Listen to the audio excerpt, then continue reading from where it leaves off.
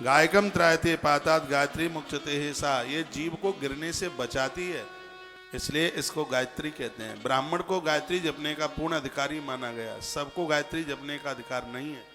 ब्राह्मण जो गायत्री जपता है उससे वो अपने कल्याण के लिए नहीं, वो चारों वर्णों का कल्याण करता है गायत्री के प्रभाव से, गायत्री जप के प्रभाव से।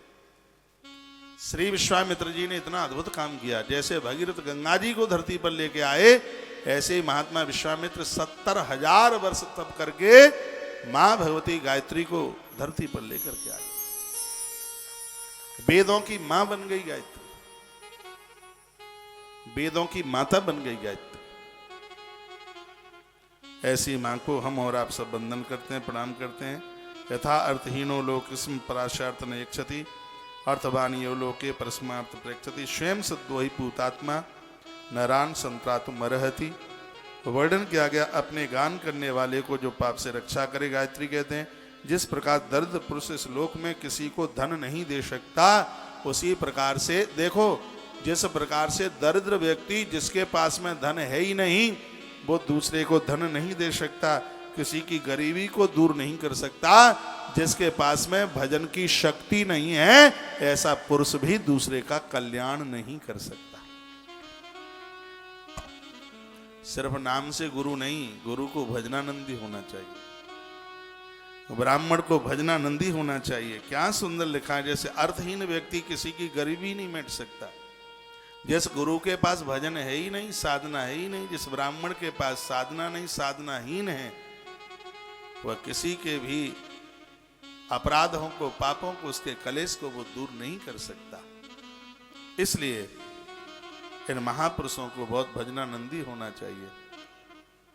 साधना के साथ यह अपने जीवन का निर्वाण करें। गायत्री जब शुद्धो ही शुद्ध ब्राह्मण उच्चते। देखो क्या सुंदर बात। अब ये मैं बातें कह रहा हूं तो हो सकता है सबको अच्छा न लग रहा हो। गायत्री जब शुद्धो ही शुद्ध ब्राह्मण उच्चते, ब्राह्मण की शुद्धि गायत्री मंत्र से ही है। मैं तो रोज जपता हूं, एक भी दिन नहीं रहता, मेरे तो अभ्यास में है वो।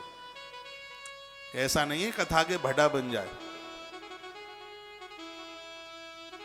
गायत्री के बिना ब्राह्मण को शुद्धता नहीं। गायत्री जब शुद्धो ही शुद्ध ब्राह्मण उच्चते, उसी ब्राह्मण को शुद्ध ब्राह्मण माना गया है। ब्राह्मण की शुद्धि होती ही गायत्री जप से। दान जप होम तथा पूजा के कार्यों में शुद्ध ब्राह्मण को ही नियुक्त करना चाहिए, ऐसा आदेश शिव महापुराण का।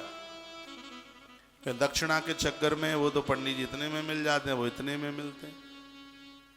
व्यापार वाली बातें होती है ना, जी तुम इतनी दक्षिणा मांगते हो, हमारे पड़ोस वाले तो 2100 मांगते हैं, तुम 11,000 क्यों मांग रहे?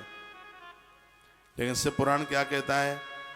शिव पुराण में लिखा हुआ है, दान जप होम पूजा के कार्यों में शुद्ध ब्राह्मण को ही नियुक्त करना चाहिए, पवित्र ब्राह्मण को। दान के लिए तथा पापों से बचाने के लिए ही ब्राह्मण का जन्म धरती पर हुआ है, आया, इसलिए ये सर्वोत्तम पात्र कहा गया है।